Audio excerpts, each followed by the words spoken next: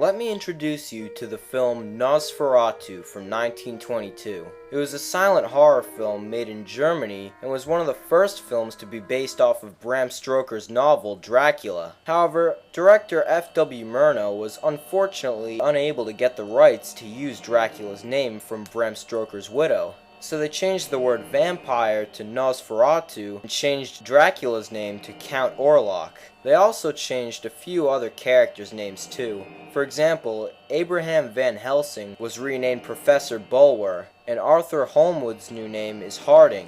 I'm glad that this is a silent film. It just brings out a special surreal kind of atmosphere that gives you the chills when you're watching it. I can honestly say that if this wasn't a silent film, it wouldn't have had the same effect. Nosferatu opens with a man looking at his reflection in the mirror. Besides its symbolic significance, this is a perfect distillation of his character.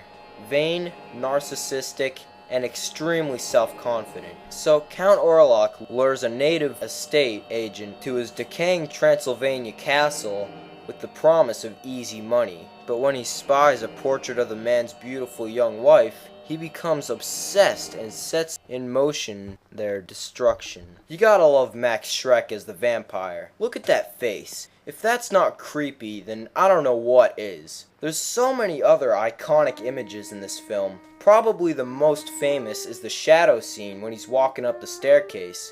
It's so awesome. So overall, Nosferatu is an awesome film. It's probably the most famous horror film of the silent era, and for good reasons. So if you're into this kind of stuff, you don't want to miss this. Trust me, you'll be sorry.